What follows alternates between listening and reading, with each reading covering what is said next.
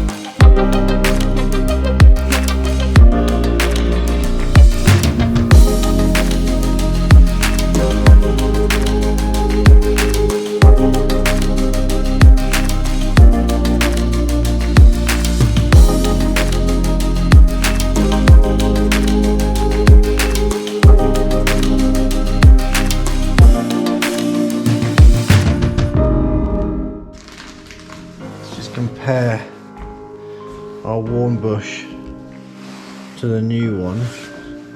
Just get that behind the camera. So here you can see it's quite heavily worn on the inside, and our new one, the hole seems to be a lot better honed. So this could be one of the issues. Like I say, these are like £6 each. And they've got that kind of, you see, it looks like almost like a mesh on the inside. So we'll get these fitted on, and then we'll move on to that suspension, lower suspension arm.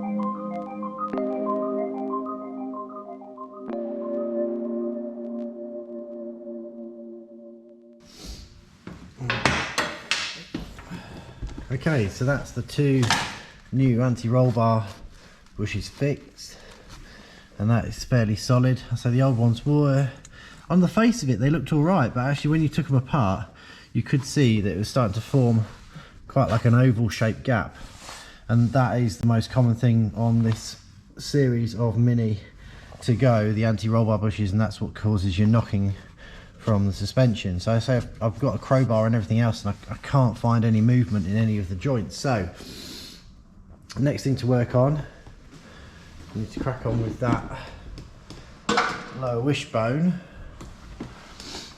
So I need to get the ramp a bit higher in the air. Sorry, need to get the ramp either a bit higher in the air or find a way to lower the camera down, because my tripod's too tall to actually show you what's going on. So let's work that one out.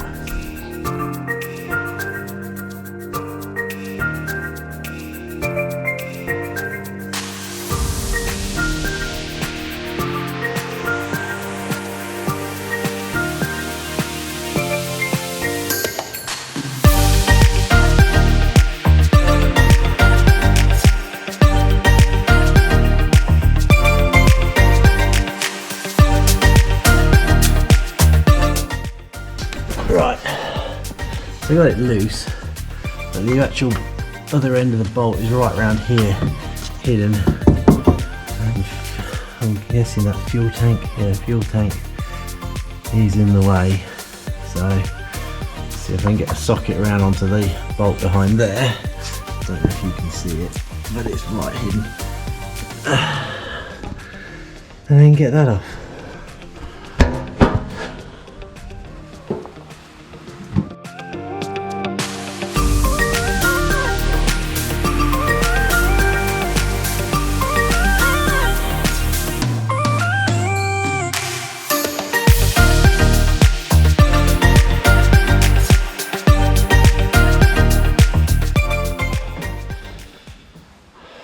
That's a terrible design, you can hardly get in there. I had to basically use different adapters on the socket because the main socket was too long and then the other socket was way too short. But yeah, I can see now that it is quite bent. Let me, I'll swing this around 2 seconds, let me get the new one out and I'll show you the comparison.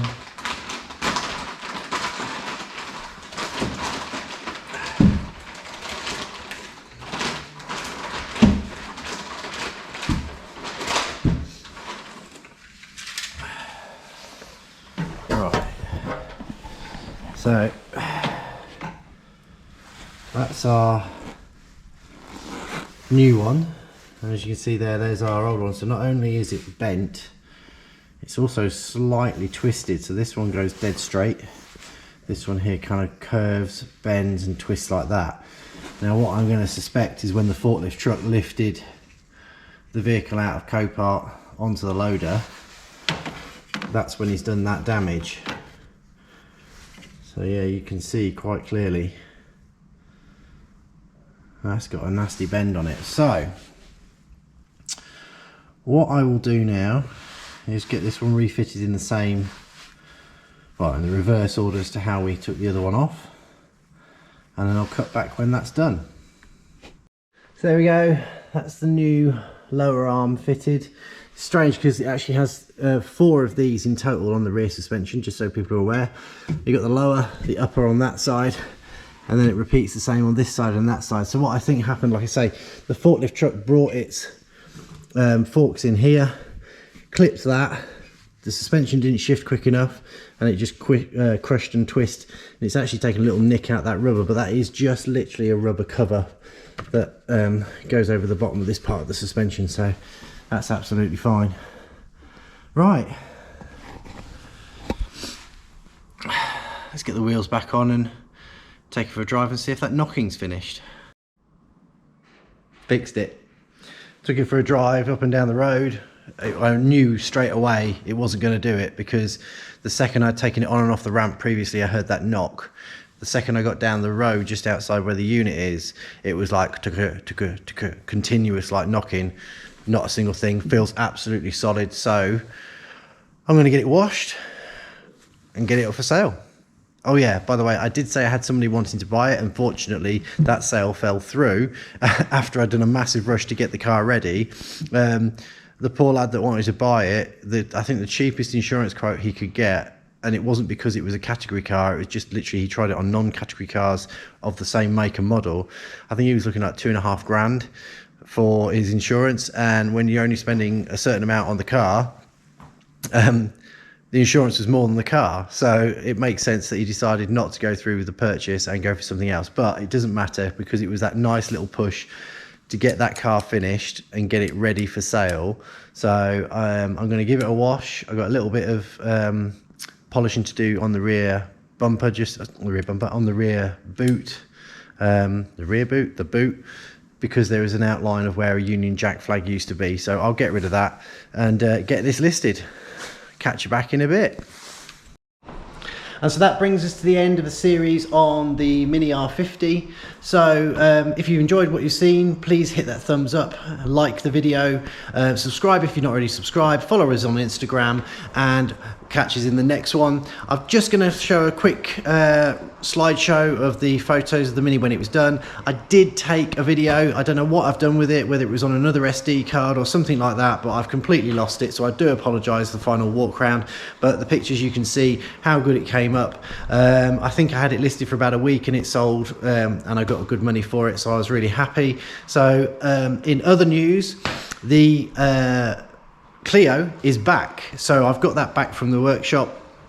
All the chassis work's been done on that, and I've already done the first video of the reassembly of the front end, so stay tuned for the channel. We'll get back onto the Clio, and I'm actually driving that now as my daily, and it runs really, really well. So yeah, thanks for watching, and I'll catch you in the next one.